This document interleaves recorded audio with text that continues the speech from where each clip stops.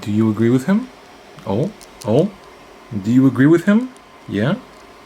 Agree? Yes? No?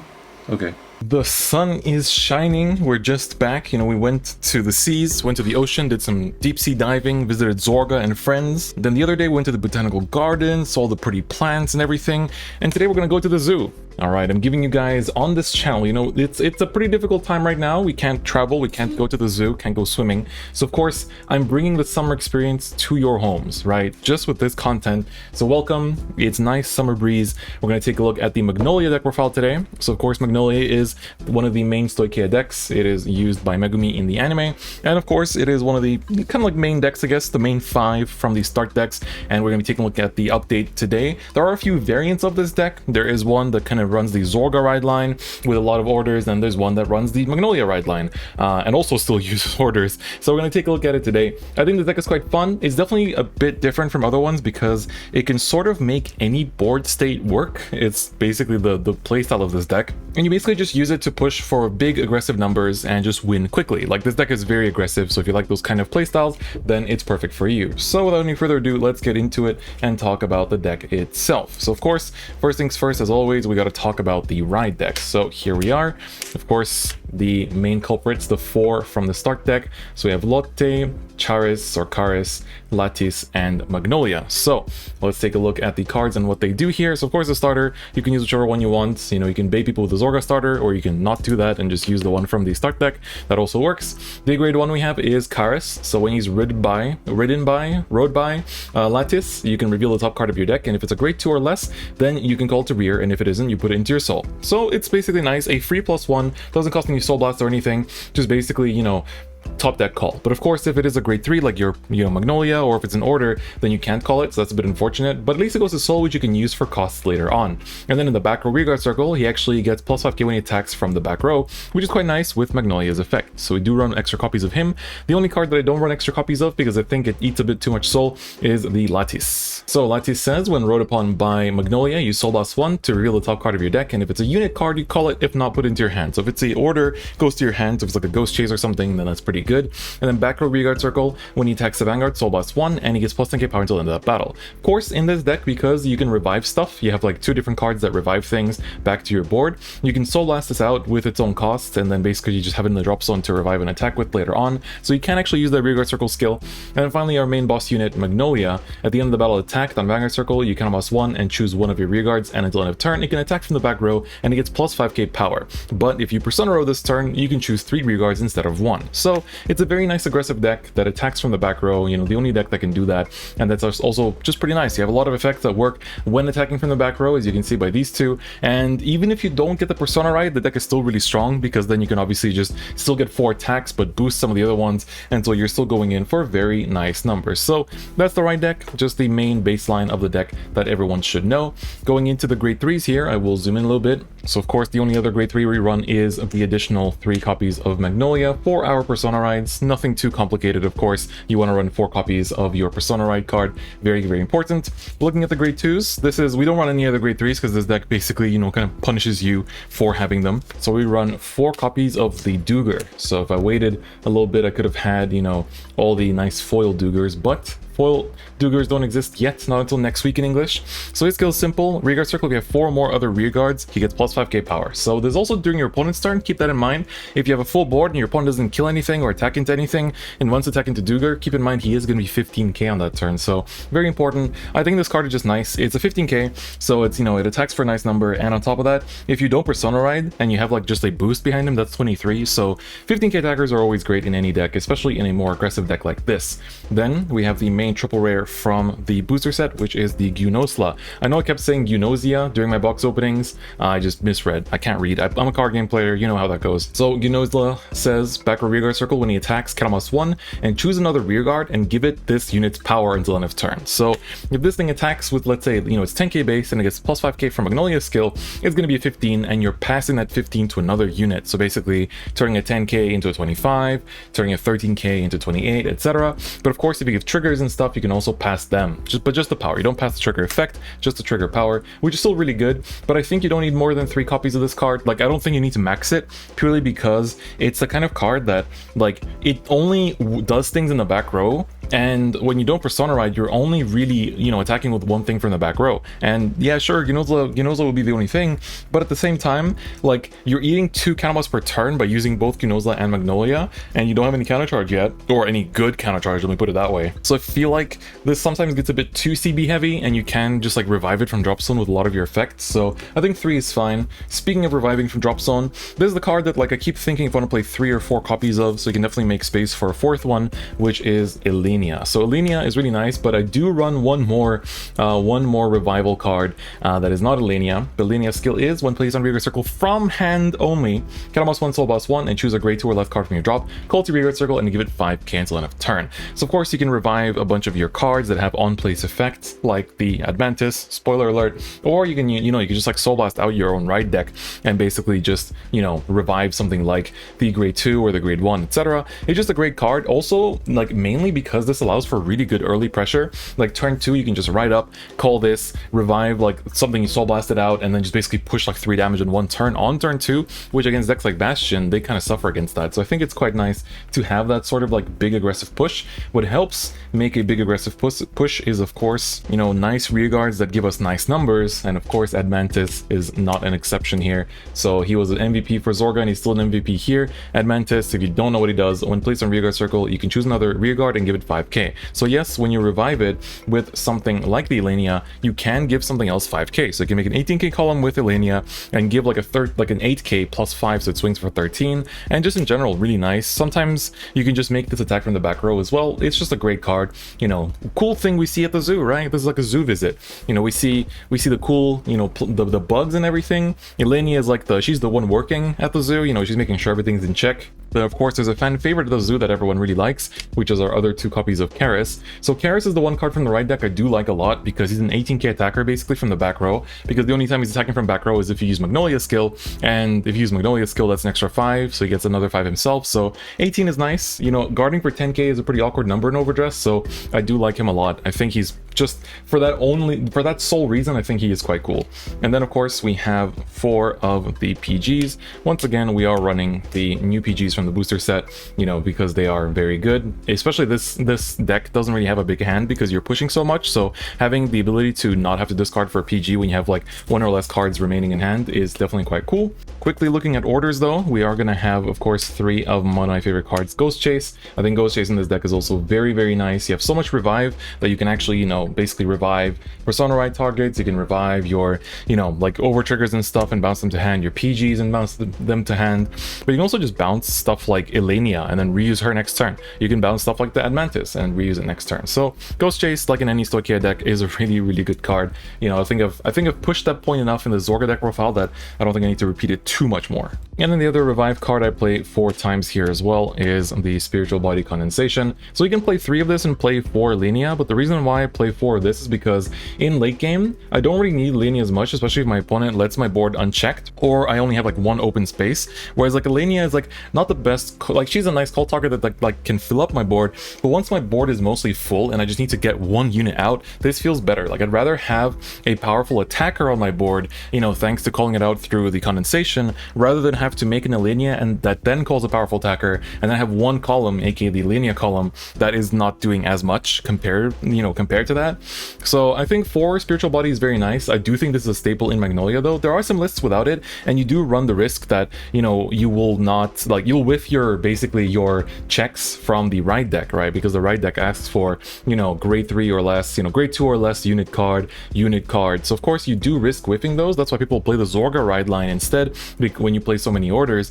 But I think both are pretty viable. I do think the Zorga one might be better, so definitely do explore with that. But I wanted to present this one for the, for for the Magnolia fans, I just want to play with something that is more akin to what's represented in the start deck. And then for triggers, of course, we play the Soikia over trigger. You know, Blessed Favor is, as I said, an Omni trigger. It heals, it draws, it fronts, and it crits. It's literally what it does. So it's a very good over trigger because it does so much for you, and I think for that reason alone, it is great and very much worth playing. And then zooming out here, we're going to go over the trigger ratios. So I think they're pretty straightforward though, like something you can expect. We do play 7 crits, so here you go. There's the other 3, so 7 crits because of course this deck goes fast and wants to win quickly. 4 draws because I think, you know, this is a very piece relying deck, and in general, like, you run out of hand very easily. And the other nice thing is that you can just put these down to boost with, or, you know, like attack with in the early game as well. So these draws are like, they're not so much for the draw effect, but they're like more cards that you're happy to commit to board to just push face with. And I think for that reason, like, draws are perfectly fine if you also just use them as an aggressive tool, right? And of course 4 heals because who doesn't like heals? But yeah, so I think draws, honestly, like, they aren't so much just for like drawing into pieces and stuff, but just the fact that you can aggress with these really well, I think is also a big part of this deck. So yeah, deck profile is pretty straightforward. I think it's not a very complex deck to like understand. Some ratios can definitely be adjusted. As always, you know, feel free to take these as like a blueprint and then improve the deck list yourselves as you keep playing. We also have Festival Collection coming up just in a week, so this deck might change, but I don't think it's going to change that much personally. But yeah, feel free to explore. But now let's take a look at, you know, the usual stuff that we look at after the deck profile. All right, let's take a look at optimal board states and stuff. So of course, this will be like an example of, you know, just a Persona Ride turn. So we're going to Persona Ride and draw 1. Spiritual Body doesn't really matter. So these are like some pieces you can have, but honestly, this deck is very malleable depending on what you have. Like, they don't have to be specifically these. The only specifics I would say is like Gynosla. If you have Gynosla, it extends your power a lot more. Everything else is like, oh, can this hit for numbers? Okay, cool, good. So we can call a Gynosla here. You know, it needs to be in the back row. I don't like calling grade 2s here because at the very least here, like, if you don't Persona Ride, you can still move them up and down, but calling one here is kind of awkward. So I like to call something like, I don't know, like Karis, for example. Karis, you know, can boost if necessary, can attack if necessary. It's all that good stuff. And then let's just say, you know, we call our double Duger and then call a Admantis, and then let's just say we give this Admantis power here to the Gynosla, so this gets plus 5k, so we'll actually pass on more power. And then, you know, the pattern is very simple. You attack with a 23k Magnolia from Persona Ride. You know, it's quite straightforward. You get Twin Drive, get a draw trigger, very cool, into a Ghost Chase, that's also very nice. And then end of battle. Oh yeah, also let's give the power here, maybe to Gynosla to make 2 huge attacks. We'll use the Magnolia skill to give these 3 the ability to attack from the back row. Very nice. Usually I like to start with lowest first. You can also start with these first. This is like 25. You can even attack with them before attacking with the Vanguard. But the only thing is that if you check the over trigger there, the front part of the over trigger gets wasted.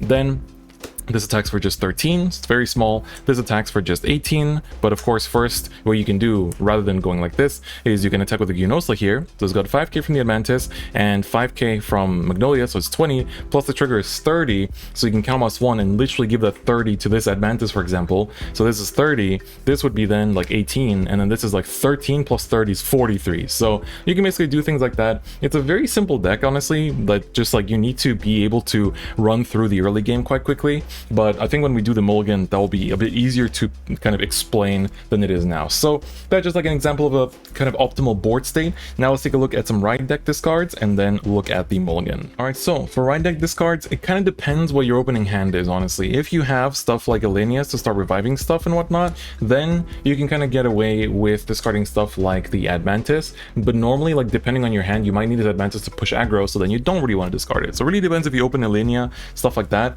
Sometimes you'll open Alenia and Condensation, or like 2 condensations, so then feel free to throw one of the condensations away for the time being, because they're just orders that kind of clog up your hand sometimes if you have too many, of course. Some pieces that only work when attacking for back row, aka only like turn 3 earliest, are okay to discard in the earlier stages too. Gynosla, again, it's a 10k attacker early, so you can still use it. With stuff like extra Karises, yeah, you can just revive this later on. You don't have to worry about it on the board at the start. But Gynosla is like another one. It's like if you have all the great pieces in hand, then you can kind of like discard Gynosla for the time being. And then of course, there's nothing better to discard in this deck than a draw trigger. So of course, you know, if you have draws in hand, discard those for the Ride deck as well. You won't be reviving them, but you can always revive the stuff you Soul Blast. So Ride deck discards are pretty straightforward. Generally, it really depends on what you open though, so that might make things a bit more complex, but that's the general rundown. All right, now time for the Mulligan goodness as usual. We're gonna look at, you know, some opening hands, how we kind of deal with it, doing some early rush and whatnot as well, and then just see basically how this deck goes. Of course, this deck is very aggressive, so against decks like Nirvana that like other matchups can kind of damage deny them and not give them resources. You're the opposite spectrum of that, where you just kind of want to push, and that's kind of how it goes. All right, so draw 5. We do have 5 here. Of course, as always, oh, that's a pretty spicy opening already. Let's decide who goes first. So left will be me, right will be the opponent, and let's see. All right, looks like I'm going first. That's very good for Magnolia, of course. Definitely happy to see that. All right, so this opening hand is actually pretty decent. We do want to put the crits away. That goes for sure without saying. But here it's kind of interesting because you have double Persona Ride, but of course you're not going to reach that for a while. So you're taking away from your early aggro. So I'm going to actually choose to put one of them away and keep this one, because realistically we want to win the game by like turn 4, turn 5, and I think by turn 5 we should be able to draw into another one. So it's a bit risky, but we need some early pieces. Like, this deck really needs a good early game, which I think is quite important. So let's see what we open. All right, crit, spiritual body. All right, this is what I meant by spiritual body, sometimes going a bit overboard. All right, so we're going first, so we're going to draw. All right, I think here we can discard one of these spiritual bodies. We don't really need it too much, and just ride into the grade 1 and pass. We can't do anything else here. Opponent goes second, hits us for 1 damage, nothing too major there. Maybe let me zoom out a little bit more. So there we go. So then it's our turn. Gonna draw into PG. That's okay. We don't have any revives, but we are gonna call from the top deck. So let's actually discard a crit here and just kind of push in damage. So we ride this. We're gonna use the Karis's effect here to reveal the top card of our deck, Elenia, but unfortunately her effect is only when placed from deck. But that's still a really good opening, because here, you know, we went first. Our opponent's at 8k power, right? So we can basically think about like, how do we want to push here? Because we can go for a pretty nasty push actually, because we can call something like an Admantis here and give this extra 5k to the Elenia, so she will now be 15, and then we can use a spiritual body to soul blast out the Karis here and revive it and give it 5k. So now this is now a 15 plus 8 was 23, so 28. That's a nasty little column. So we push really hard from the very start, you know, attack with the Mantis, then attack with the Vanguard, head in Elenia. That's really good for backup plays for next turn, and then this is swinging for the huge numbers that it is. So basically really good early push, but of course our hand is kind of fragile, so we do have to keep that in mind. Let's see, the opponent claps back, crits us. We get a crit, draw, and a crit. So opponent, they're gonna just attack the rear guards probably. Chances are they don't attack the Advances because they know we can kind of like recycle it. So that's a risk that they don't want to run. And then it's gonna be our turn here. So we're gonna stand and draw. And then let's see, we're gonna just discard the draw trigger here. So as you can see, we really adapt to whatever our hand throws at us, right? You know, you saw that Elenia and you're like, all right, I can make a cool numbers out of this. So let's do that. So here we ride the Magnolia, use the Lattice's effect to soul blast itself. Doesn't have to be itself, but I choose it to. And then, okay, so here, it's, you know, if it's not a unit card, it goes to hand. So we put this Ghost Chase to hand. It's not bad though. It's definitely not bad because we do have nice cards in the back, you know, in our hand to kind of work with. We only have one soul though, so we have to keep that in mind and see how we do this. So I'm going to call this Elenia, but we don't have the best targets. So what I'm going to do is counterblast 1. I do want to counterblast stuff that I can revive. So we're going to counterblast the Duger here and soul blast 1. So the starter is going to get soul blasted, and we can revive a grade 2 or lower. So what we can do here is actually take this Lattice, but call him to the front here after. So we're going to do it like that. And then here, because we went first, our opponent's at grade 2, right? So we can kind of keep that in mind. And what we could theoretically do is attack with Magnolia first and give the back row attack skill to this. So we're going to attack for 18, or we're going to attack with the 10 here first as well. But if we attack with 13, chances are our opponent is going to actually drop a 15k for 2 to pass. And so then we can still attack with this later on. So Twin Drive, Ghost Chase, and a PG. That's nice defensive cards. So let's use Magnolia's skill here to CB1 and basically give the skill to attack from the back row to Karis. So this is a really good kind of starting field. We go for 10, we go for 18, and then we go for another 18 here as well. Actually, no, this is a bit more because she gives power. So this is actually 23. So very nice numbers overall. So we're just pushing nicely. So far, so good.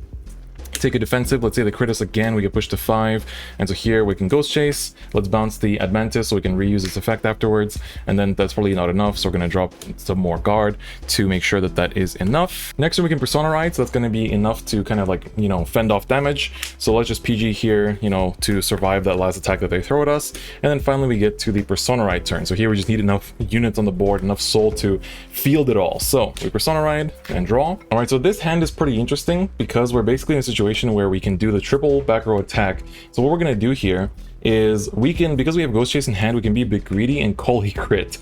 Bear with me here, right?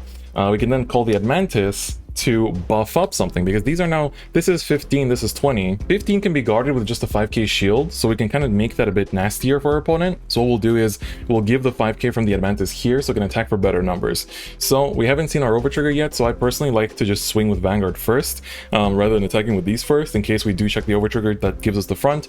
So this will be just 23. I say just, but you know, draw trigger, we can draw one, so that's very nice. And here we don't have any Geonosals on the board, so the power, we have to think about it, right? This will be 13, this will be 25, this will be 18, 20. So, oh no, 2020 is a bad number now.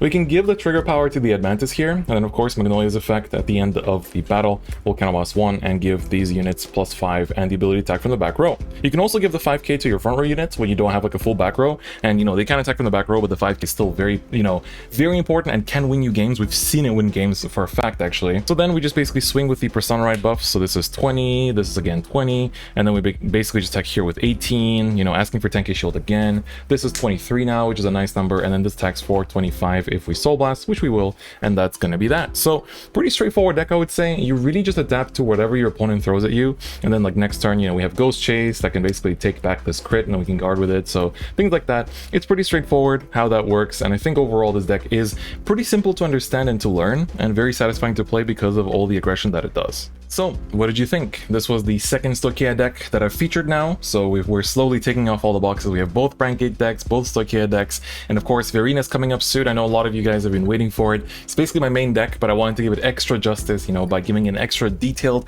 video as well. Not gonna be much of a deck profile, and more of like a lecture about the deck, so that is coming very, very soon, so do look forward to that. And of course, we still have to go through things like Hexaorb and Eugene and Baromagnus, and so those will still be covered, but at least now, you know, we're almost done with all the 5 main characters from the start decks, as well as of course Zorga and Orphis. So yeah, of course soon after we're done with these, we'll be going on to some Festival Collection deck profiles, and then after that we have DBTO2 coming up slowly with the Japanese release next week. So yeah, lots to be excited about, so hope you guys are looking forward to it as well. Also tomorrow I will be playtesting DBTO2, so of course we should be getting the full set list tomorrow. So gonna be playtesting some of the new cards from the second booster set, so you can check it out on twitch.tv/DifferentFight. Do give me a follow to stay notified when I go live, and you know, of course we can interact there and just kind of chill. And also I do play some games with the YouTube channel members as well as the Twitch subs, so you can just, you know, have a chance to play some games and, you know, try out some of the new cards early with Tabletop Simulator. So yeah, hope to see you guys there. Otherwise, that's it for me today. Thank you so much for watching, and I'll see you guys next time. Bye bye.